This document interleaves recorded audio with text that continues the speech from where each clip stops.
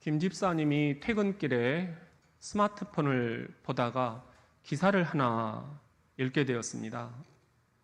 이런 기사였습니다. 큰 소리가 100m 거리에서도 잘 안 들리면 이제 조금 늙기 시작한다는 거고, 50m 거리에서도 잘 안 들리면 이제 많이 늙었다는 거고, 10m 거리에서도 잘 안 들리면 이제 심각할 정도로 늙었다, 그렇게 보면 된다라는 기사였습니다.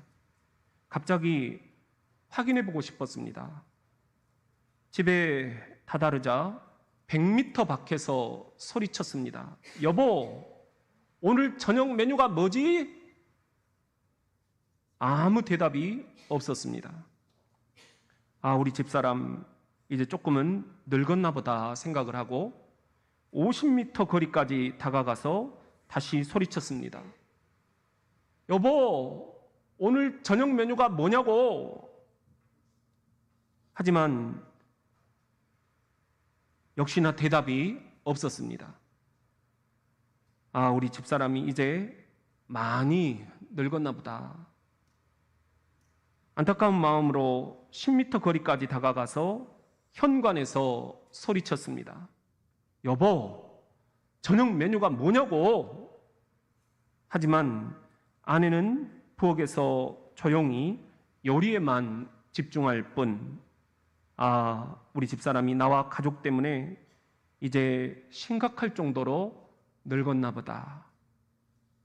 측은한 마음, 아내에게 다가가서 뒤에서 포근하게 안아주었습니다. 그리고 귀에 대고 다정하게 속삭여줬습니다. 여보, 저녁 메뉴가 뭐냐니까? 그러자 아내가 남편 손을 뿌리치면서 날카로운 목소리로 소고기국이라고 몇 번을 얘기하겠어? 우리 부부끼리 서로를 측은한 마음으로 한번 격려합시다. 사랑합니다. 성경에서도 이렇게 말귀를 못 알아듣는 유대인들에게 예수 그리스도의 십자가 복음을 설교하다가 안타깝게 순교당한 분이 있습니다. 누구죠? 스데반 집사님이죠. 우리는 지금 사도행전에서 성령님과 동행했던 사람들을 살펴보고 있는데요. 첫 번째는 빌립 집사님이었고, 두 번째는 고넬료 군인이었고, 그리고 세 번째는 위로의 아들 바나바였고, 오늘은 마지막 스데반 집사님입니다. 그렇다면 성령 강림절 9째 주일, 스데반 집사님은 어떤 분이었을까요? 무엇보다도 먼저 성령이 충만한 집사님이었습니다. 오늘 본문을 보면은 6장 3절에 형제들아, 너희 가운데서 성령과 지혜가 충만하여 칭찬받는 사람 7을 택하라. 성령 충만한 7 집사 가운데 스데반이 포함이 된 거죠. 그 다음에 5절 말씀을 보시면은요, 온 무리가 이 말을 기뻐하여 믿음과 성령이 충만한 사람 하면서 7 집사를 나열을 하고 있는데, 첫 번째가 누구예요? 스데반이에요. 그러니까 성령 충만하면은 스데반 집사님, 이렇게 당시에도 아주 알려져 있었다라는 그런 기록입니다. 또한 8절에 보면은 스데반이 은혜와 성령의 권능이 충만하여 사도급으로 큰 기사와 표적을 행했다, 이런 기록이 나와요. 그리고 그 다음에 보면은 10절에도 스데반이 지혜와 성령으로 말함으로 유대인들이 능히 당해내지를 못했다, 이런 말들이 기록이 되어 있습니다. 또 7장 51절에 보면은 목이 곧고 마음과 귀에 할례를 못지 못한 사람들아, 유대인들이죠. 유대인들을 향해서 설교를 하는 거예요. 너희도 너희 조상과 같이 항상 성령을 거스르는도다. 스데반 집사님이 봤을 때는 구약 율법에 너무 얽매여 있는 유대인들은 자신들이 너무 잘난 거예요. 목이 곧다, 교만하다는 거죠.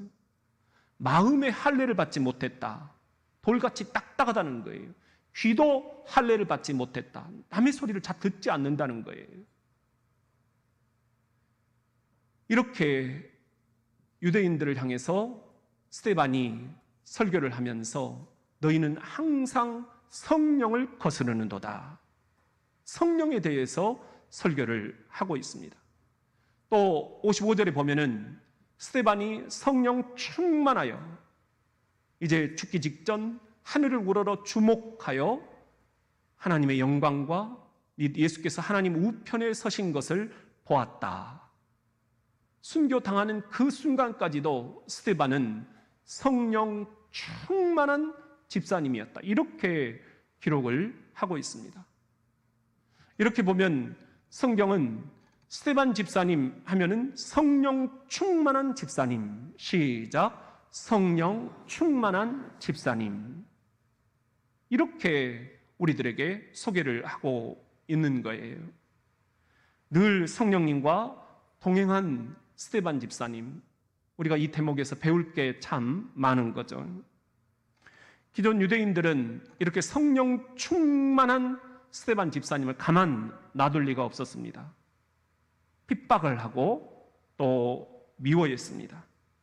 스데반 집사님을 유대인들이 핍박한 첫 번째 단계는 논쟁이었습니다. 6장 9절에 보면은 이른바 자유민들, 곧 구레네인, 알렉산드리아인, 길리기아와 아시아에서 온 사람들의 회당에서 어떤 자들이 일어나 스데반과 더불어 논쟁할세. 스데반이 설교를 하고 있는데 거기에 자꾸 율법이 어쩌니 저쩌니 하면서 논쟁을 삼는 거예요. 이러면 참 기가 막히겠죠. 여기서 논쟁이라는 것은 공개 토론입니다. 목사님 한번 공개 토론 한번 해봅시다. 구약 율법을 가지고 우리가 한번 얘기해 봅시다. 그렇다고 하면 어떻게 되겠어요? 근데 스데반 집사님이 이렇게 논쟁을 일삼는 이 유대인들을 향해서 누가 옳으냐, 누가 그르냐, 그 공개 토론 현장에서 스데반 집사님이 지혜와 성령으로 말했다. 그렇게 기록이 되어 있어요. 그 사람들의 함정에 걸려 넘어가지를 않았다는 거죠. 그래서 이 구약 율법을 가지고 시시비비를 걸어오는 사람들에게 또 시시비비, 그건 이거다 했다면 스데반이 걸려 넘어졌을 거예요. 그렇지만 하나님 지혜 주세요. 저들이 저렇게 얘기하는데, 저들이 저렇게 무지하게 행동하는데 어떻게 해야 됩니까? 성령으로 말했다는 거예요. 그렇게 해서 그 위기들을 빠져나올 수 있었다. 그런 이야기입니다. 유대인들이 이렇게 논쟁에서 안 되니까 두 번째 핍박의 단계로 들어가는데요. 중상모략이었습니다. 오늘 본문 11절에 보면은 사람들을 유대인들이 매수해서 말하게 했어요. 이 사람이 모세와 하나님을 모독하는 말을 하는 것을 우리가 들었노라. 스데반 집사님이 설교를 하는데 모세의 율법을 모독하더라. 이건 하나님 모독 아니냐? 신성 모독 아니냐? 이러면서 중상모략을 한 거예요. 그리고 12절에 보면은 백성과 장로와 서기관들을 충동질했다라는 거예요. 저 스데반 어떻게든지 끌어내려야 돼. 쫓아내야 돼. 잡아가지고 공회에 왔다. 여기서 공회라는 것은 70인으로 이루어진 최고 사법기관입니다. 지금 북쪽에서는 우리가 보낸 풍선 속에 그 USB 한국 드라마를 봤다고 그래가지고 이 어린 청소년들이 즉결 처형, 공개 처형되는 것을 우리가 뉴스로 들었어요. 지난주일이에요. 지금 딱 이런 상황이에요. 유태인들은 어떻게든 스데반 집사님을 공개 처형을 하고 싶어 하는 것입니다. 그런데 오늘 15절 말씀을 보세요. 공회 중에 앉은 사람들이 다 스데반을 주목하여 보니 시작 그 얼굴이 천사의 얼굴과 같더라. 지금 공개 처형을 당할 위기에 직면해 있는데 스데반 집사님 어떻게든지 간에 이 상황에서 막 살아나고 싶을 거 아닙니까? 그런데 그 상황에서 스데반 집사님의 얼굴이 천사의 얼굴과 같았다. 담임 목사님, 제 얼굴이 여러분들 어떤 위기 상황에서도 이런 스데반 집사님처럼 천사의 얼굴과 같으면 참 좋겠죠. 그래서 빠마 좀 했어요. 그때 뭐 만화에 나오는 또 누구 닮았다고 또 그러더라고요. 한번 여러분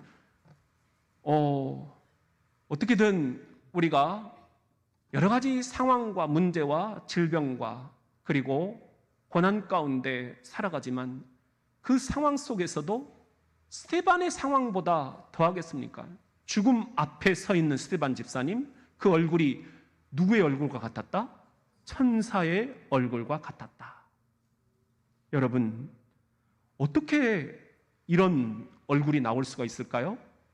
성령 충만했기 때문 아니겠습니까? 그렇다면 성령 강림절 9째 주일 스데반 집사님은 또 어떤 분이었을까요?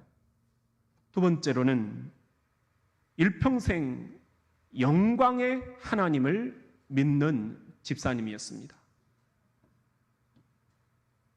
유대인들이 스데반 집사님에게 뒤집어 씌운 죄목은 두 가지였어요. 하나는 성전을 헐라고 했다. 이스라엘 사람들의 신앙의 정체성은 이 성전 안에 하나님이 계신다. 성전 신앙이었거든. 이것을 스데반이 헐라고 했다라는 거예요. 그리고 또 하나 죄목을 걸었는데 그것은 이 구약의 율법을 무시한다라는 거예요. 이스라엘 사람들에게 이 구약의 율법은 자신들의 자존심이에요. 근데 이것을 무시하는 말들을 설교 시간에 자꾸만 한다. 이 두 가지 죄목을 걸어서 성전 모독죄, 율법 모독죄, 이걸로 어떻게든 스데반 집사님을 끌어내리려고 한 것입니다. 이 중상모략에 대해서 스데반 집사님은 어떻게 대처를 했는가? 오늘 사도행전 7장에 보면은 스데반 집사님의 역사적인 명설교가 나와요. 7장 2절에 이런 말씀이죠. 스데반이 이르되 설교하는 거예요. 여러분 부형들이여 들으소서. 우리 조상 아브라함이 하란에 있기 전 메소포타미아에 있을 때에 무슨 하나님? 영광의 하나님이 그 아브라함에게 보였지 않습니까? 그냥 얼핏 지나갈 수 있는 말인데요. 이건 굉장히 스데반 집사님에게는 중요한 하나님의 고백이었습니다. 하나님은 어떤 분이냐? 영광의 하나님이다. 여기서 영광의 하나님이라는 것은 헬라어로 독사라고 되어 있는데요. 이 독사라는 것은 영광이라는 뜻과 함께 경배와 찬양을 받기에 합당하신 하나님, 그런 뜻이 들어있어요. 스데반 집사님은 여러분, 우리가 믿는 하나님이 어떤 분입니까? 아브라함 때부터 솔로몬 성전에 이르기까지 영광과 경배와 찬양을 받기에 합당하신 영광의 하나님 아니셨습니까? 우리가 믿는 그 하나님이 지금 죽으셨습니까? 여전히 살아계시지 않습니까? 예수 그리스도가 바로 그 영광의 하나님이 이 땅에 인간의 모습으로 오신 것입니다. 이 복음을 전한 것입니다. 영광의 하나님,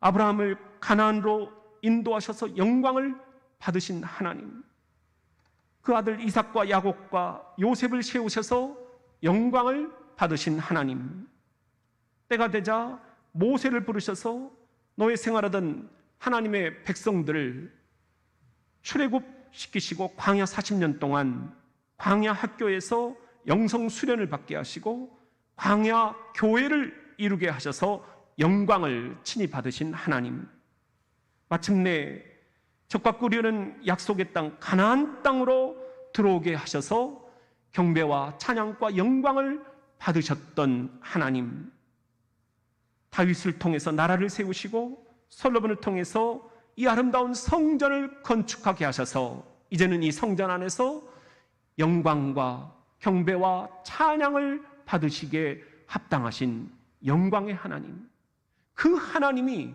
지금 예수 그리스도의 모습으로 이 땅에 내려오셔서 십자가에 죽으시고 부활하셨다. 이 영광의 하나님을 우리가 믿지 않으면 이 율법이 다 무슨 의미가 있다는 말이냐? 구약에 여러분들이 믿는 율법은 십자가에 죽으시고 부활하신 예수 그리스도를 예표하는 것이고, 바로 예수 그리스도는 이 약속을 성취하신 분이다. 이것이 스데반 집사님의 복음적인 설교 핵심이었습니다. 이렇게 볼 때 스데반 집사님에게 역사란 뭐냐? 이런 것이었습니다. 우리 같이 한번 시작. 역사는 그분의 이야기다. 여러분 영어로 보면은요, 히스토리, 역사라는 말은 히스라는 말과 스토리라는 말이 합쳐졌다, 이렇게 보는 분들이 많아요.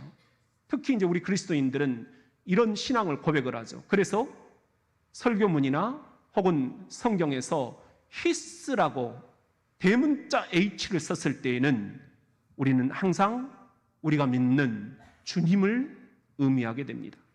여기서 히스토리라는 것은 아브라함 때부터 솔로몬 성전 때까지, 그리고 나사렛 예수 그리스도의 십자가와 부활에 이르기까지 구원의 대하 드라마, 이 역사의 이야기란 바로 그분의 이야기다. 하나님의 이야기, 그 하나님이 예수 그리스도로 이 땅에 오셔서 부활하시고 승천하신 그 이야기다. 이것을 스데반 집사님이 복음으로 선포하고 있었던 것입니다. 어떻게 이런 설교가 가능했을까? 스데반 집사님은 일평생 자신이 공부해왔던 이 구약의 모든 율법이 나사렛 예수 그리스도를 가리키고 있다. 그리고 우리가 믿는 이 예수 그리스도는 이제 약속하신 대로 우리에게 성령을 부어주셔서 성령 충만한 삶을 살게 하신다. 이 예수가 이 땅에 다시 내려오셔서 이제 심판을 하실 것이다. 우리는 영원한 천국으로 들어가게 될 것이다. 바로 이 영광의 하나님, 영광과 경배와 찬양을 받게 합당하신 영광의 하나님을 굳게 믿었기 때문에 이런 설교가 가능하지 않았겠습니까? 부잣집 외동딸을 사귀는 한신대 신학생이 있었습니다. 결혼 승낙을 받으려고 여친 아버지를 카페에서 만나게 됐습니다. 여친 아버지가 이 한신대 신학생에게 물었습니다. 장래 계획은 뭔가? 저는 성경 박사가 되고 싶습니다. 좋네. 그런데 성경 박사는 공부를 많이 해야 되고 유학도 갔다 와야 되고 힘들고 가난하지 않나? 절대로 내 딸 고생시키면 안 되네. 그랬더니 이 한신대 신학생이 예, 걱정 마십시오. 하나님께서 도와주실 것입니다. 그래도 당장 혼인 예물하고 예식할 돈은 있어야 되지 않겠나? 예, 걱정 마십시오. 하나님께서 도와주실 것입니다. 그럼 아이들은 어떻게 키울 셈인가? 예, 걱정 마십시오. 그것도 하나님께서 당연히 도와주실 것입니다. 집에 돌아오자 이 여친의 어머니가 남편에게 물었습니다. 그 청년 어떤 것 같아요? 직업도 없고 마땅한 계획도 없어. 근데 그 녀석 한 가지 확실한 게 있네. 그놈이 나를 하나님으로 알고 있단 말이야. 여러분이 믿는 하나님은 어떤 분입니까? 기억하십시오. 스데반 집사님은 일평생 영광과 경배와 찬양을 받기에 합당하신 무슨 하나님? 영광의 하나님을 믿었다라는 것. 그렇다면 성령 강림절 9째 주일, 스데반 집사님은 또 어떤 분이셨을까요? 세 번째는 죽음 앞에서도 하늘을 우러러 예수님을 바라본 집사님이었습니다. 지금 스데반은 유대인들에게 돌에 맞아 죽기 직전입니다. 스데반이 잘못한 게 없는데 얼마나 억울했겠습니까? 여러분, 그렇다면 여러분이라면 그 상황에서 누구를 바라보겠습니까?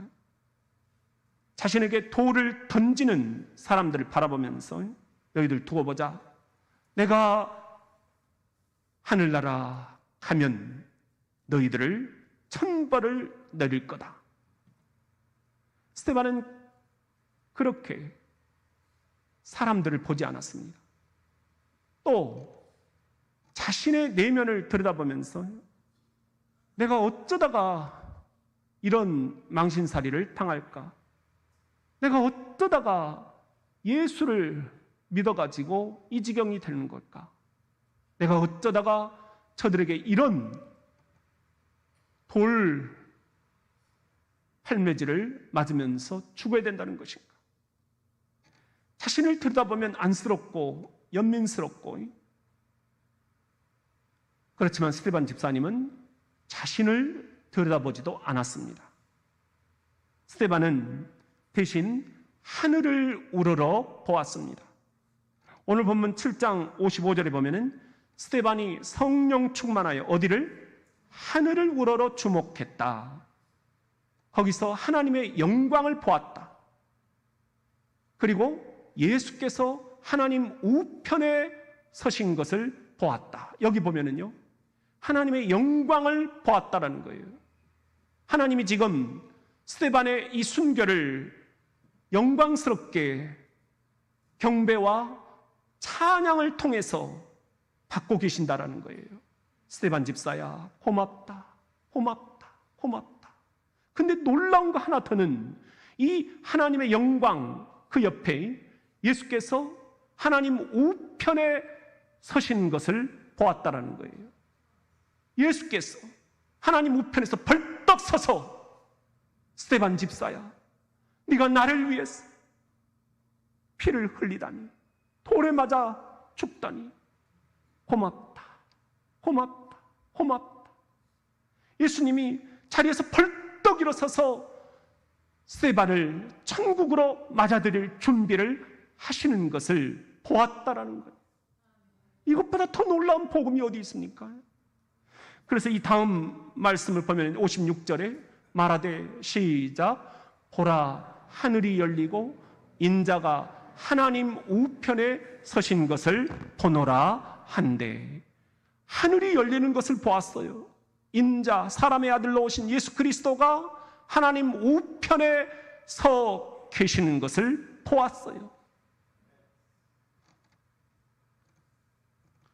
스데반은 인생의 가장 마지막 순간 죽음 앞에서 이렇게 순교의 피를 흘리면서 주님께 기도드립니다.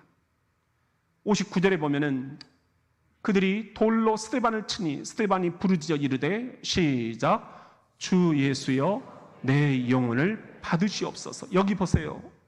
여러분들, 우리 꼭 기억합시다. 언제 죽을지 모릅니다. 이 기도문을 꼭 암송하고 있읍시다.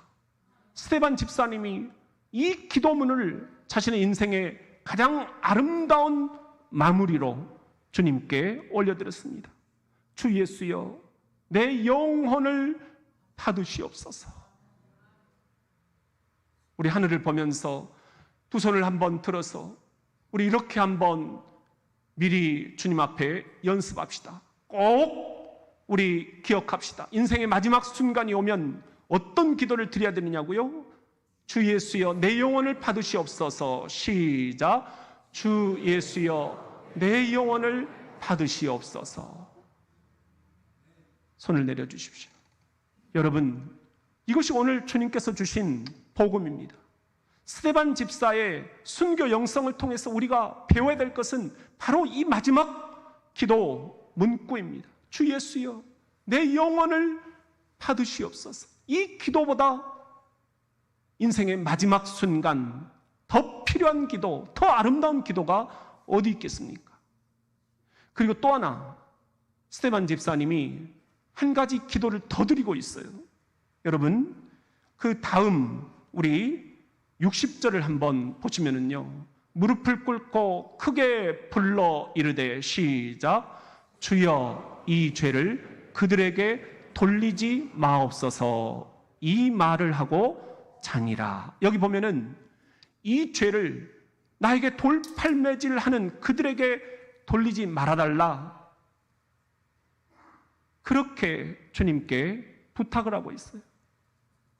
인생의 마지막 순간 이 죄 또한 내가 품고 가겠습니다. 저들이 몰라서 들었습니다. 이 죄를 그들에게 돌리지 마옵소서. 우리도 이렇게 인생을 아름답게 마무리할 수 있기를 주의 이름으로 축원합니다. 여러분, 스데반 집사님이 순교한 마지막 장면이 이건데요, 돌에 맞아 죽으면서 주 예수여 내 영혼을 받으시옵소서. 주여 이 죄를 저들에게 돌리지 마옵소서. 기도의 자리로 나아갔다는 거예요. 복수도 아니고 자기 연민도 아니고 주님께 기도하는 것밖에 길이 없었다는 것.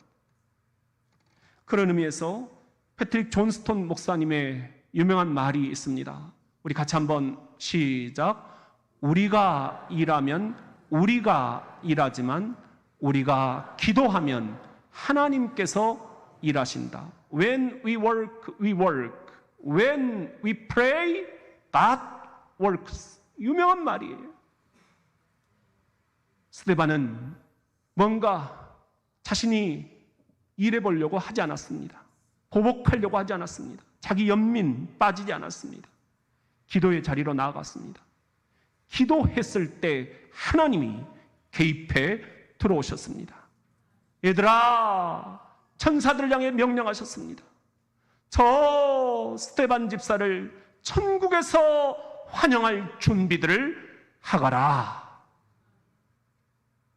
하나님이 일하기 시작하셨습니다.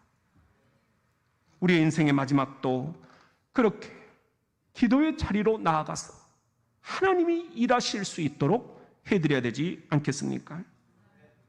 영어에 보면은 영향력이라는 단어가 있는데요, influence라는 말이에요. in, 안으로, 플루, 흘러가다, 그런 말인데요, 여기서 온 말이 독감이라는 겁니다. 인플루엔자, 그렇게 말을 하죠. 이 독감이라는 게 뭡니까? 내 안으로 무언가가 들어온 거예요. 뭐죠? 감기, 균이 들어온 거죠. 그리고 그것이 다시 나와서 나를 아프게 하는 거예요. 사람들을 옮게 만드는 거예요. 코로나라는 것도 그거 아니었습니까?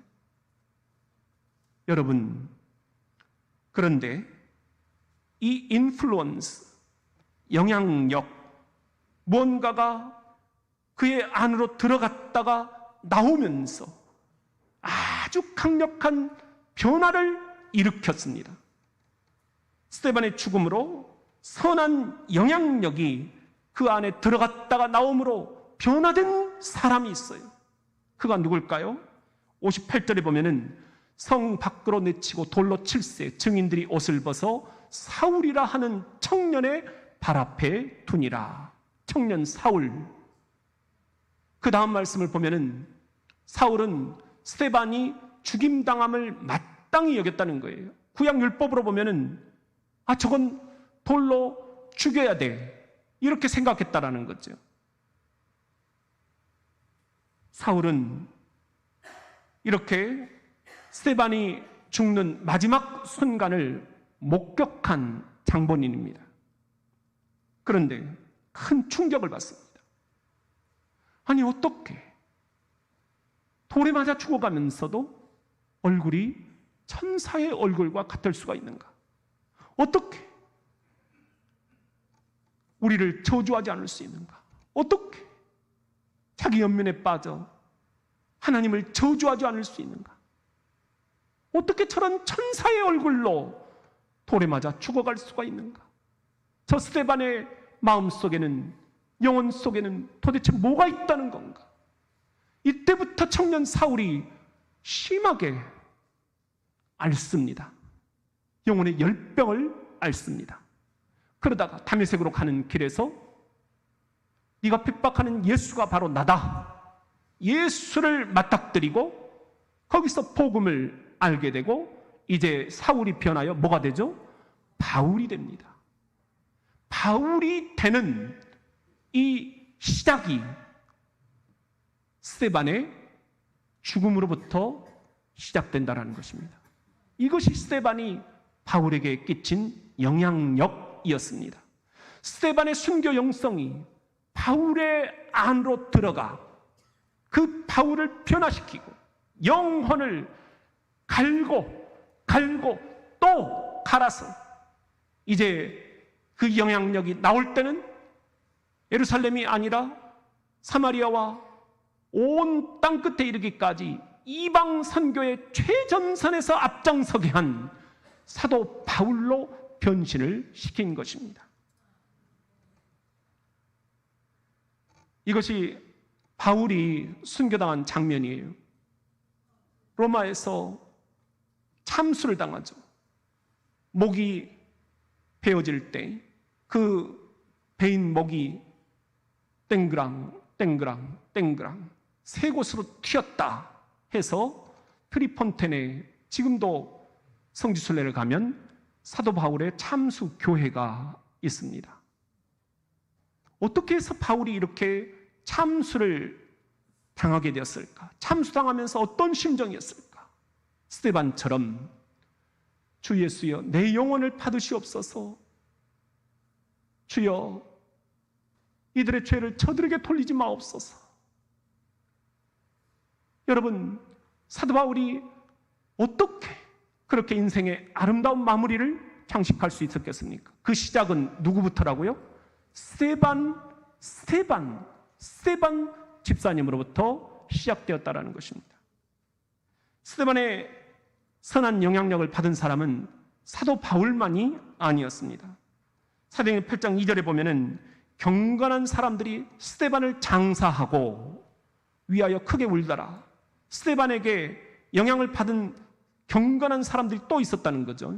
3절에 보면은 사울이 교회를 잔멸할 때 각 집에 들어가 남녀를 끌어다가 옥에 넘겼다라는 거예요.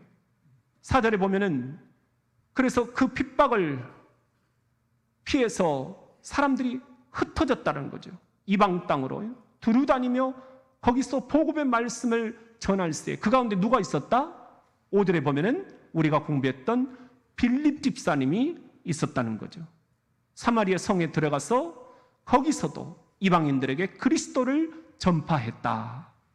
빌립 집사님 또한 어떻게 이방 선교에